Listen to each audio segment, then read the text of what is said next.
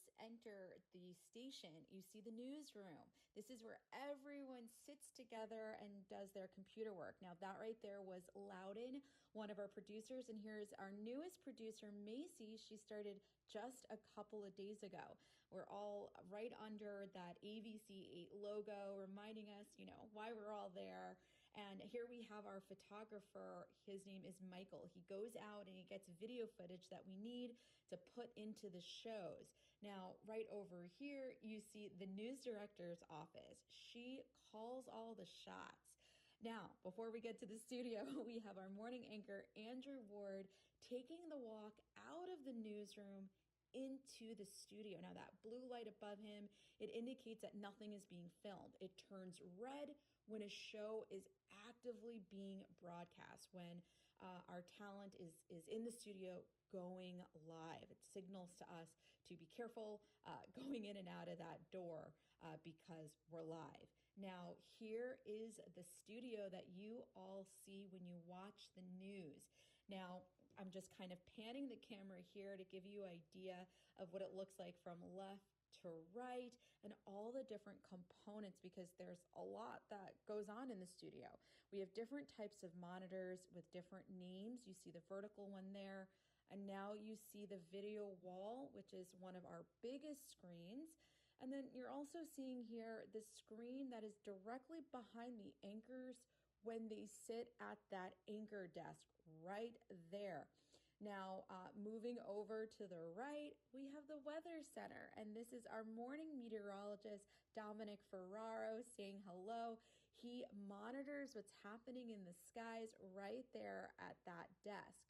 Now, you're going to get a view of what the anchors look at when they're reporting the news.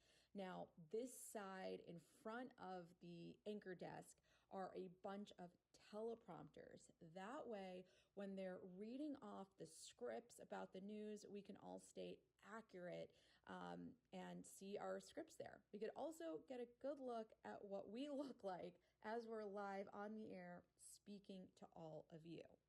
All right, now let's take a closer look at some of the monitors. So we have here the VBAM. It stands for vertical monitor, and we use it very strategically to report on things that fit best over there. Like in this scene, I wanted to bring attention to a box of signatures, which you see on the monitor that was at my story site, but then also reference the box I was holding in my hand just to make it come to life. Now, the next thing we do is we use this to highlight a title. Call for change is the main subject of that story. So we put it right there behind the reporter, and then I explain what the story is about under that specific subject. Now, another way that the VBAM is used is when anchors want to toss over to the reporter in the field. I was at Memorial Stadium, and then you see it cuts over to me in the field. Now, although you don't see my face here in the VBAM, our anchor Rod is describing the scene that I'm at.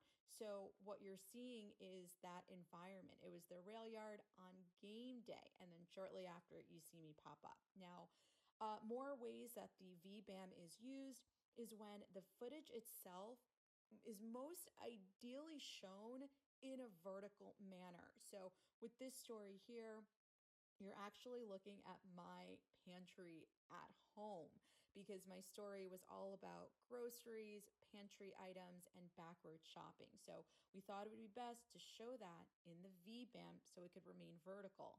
Also, here's another example of the reporter talking about that subject, which you see very clearly in the VBAM.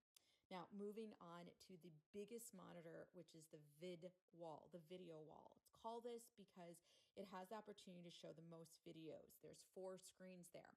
Unlike you can see in this story I recently covered about the Omaha man who was arrested for making threats against the White House, I wanted to showcase here that my story was all about the man that was arrested and his plot that got intercepted, and then also highlight the person that I interviewed that day, who is in the bottom left corner, Dr. Aaron Carnes, who studies terrorism and threat attacks. Now, I put the 2 of their pictures there, and then we also put in pictures the University of Omaha, because that is where Dr. Carnes does her work. Another way we use the vid wall is by showcasing more than one element of the story. This story here was all about organ donations, and I was talking about how scientists are modifying animal organs so that they can be used in humans. All right, now this is a last look at the studio before we go off into a room that is off to the right of the studio called the control room. Now, it's a lot going on here. As you can see, there are a bunch of monitors that are viewing everything going on in the studio, but also things that are airing on TV on the ABC network. Now, you have a bunch of headsets here that the producer and directors wear, such as Evan. He is our morning director. He says hello. And here is Cynthia. She's also a morning producer. So they're putting on those headsets so they can communicate with the talent, such like Andrew Ward in the studio, and kind of direct him as the show goes on. What's to come, what's next, and how everything is going. Everything is looking good. And that's not the only thing that happens in that room. One time I even filmed a stand up for my story using one of the screens in the control room, which you can see right here. Now, here is a different room. This is behind the control room, and it's called Master Control. See a bunch of wires there. Now, in Master Control, they are mostly monitoring the ABC network specifically. Now, the other shows that are on TV, or the ones that air before our newscast and after, and also the commercials. Here you see Brian. Brian is in Master Control in the mornings, making sure that everything on the Channel 8 network, the ABC network, is running smoothly. Now, I had to show you all this room right here. This is our equipment room. It's a very important place because it stores all of our extra equipment, and it's where we go to get our equipment fixed if something happens to it and it breaks. Now, Ethan is the person in charge of fixing equipment. He didn't want to be pictured, but this is where he stays with all of the things we need to make sure the shows go on smoothly. Now, why is this so important? You're going to see right here. Here I am getting ready to go out for the day into the field to work on my story, and whoops, there goes my tripod. So things like that happen all the time. Now, I reshot this scene here to show you what it's like when I say goodbye to the station for the moment so I can go in the field, take care of my interviews, get my footage before working on the story. And I load my car, all that gear that you saw, it's about 35 pounds. And then I load it all up, I get in the car, and I'm off. But here I am now. Once I got back to the station, I am going into the sound booth to record my script. Now, I go in there. As you see, the walls are padded, so there's no background sound. And then I set myself up to read off my script into the microphone. And how I do that, I just have my script on my phone. Okay, now the night crew is here. This is Dominic, one of our evening producers, and you all know Rod Fowler, just the best news dad that you can find.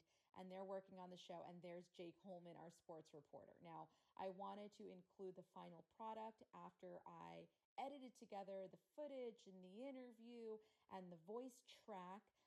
Here is the final product. Right now, tacos on the go, how one restaurant owner is pushing past obstacles to get his food across Lincoln.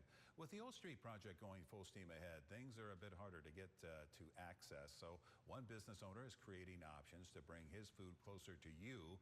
Birria Boss is the place. And Channel 8's Danielle De Silva visited them to see how they are expanding. And she joins us live now. Danielle, what can you tell us?